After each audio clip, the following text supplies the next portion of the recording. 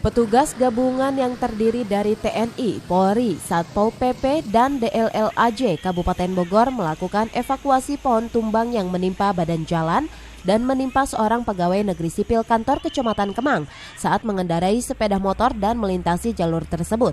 Sementara korban langsung dilarikan ke rumah sakit terdekat.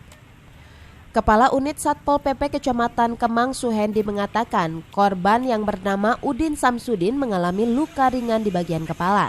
Tidak ada angin, tidak ada hujan, roboh dengan begitu saja. Mengakibatkan salah satu sikap atau kasih ekbang tertiban percikan pohon tersebut. Dan keduanya mengakibatkan kemacetan kendaraan yang lalu lalang di dua jalur. Banyaknya pohon besar dan sudah kropos yang berada di sepanjang Jalan Raya Parung Bogor hingga saat ini belum terlihat adanya pemangkasan dari Dinas Lingkungan Hidup. Untuk mengantisipasi hal-hal yang tidak diinginkan, pihak kecamatan mendesak Dinas Lingkungan Hidup Kabupaten Bogor segera memangkas pohon besar yang rawan tumbang. Dari Kemang, Kabupaten Bogor, Suhanda Abrizi melaporkan.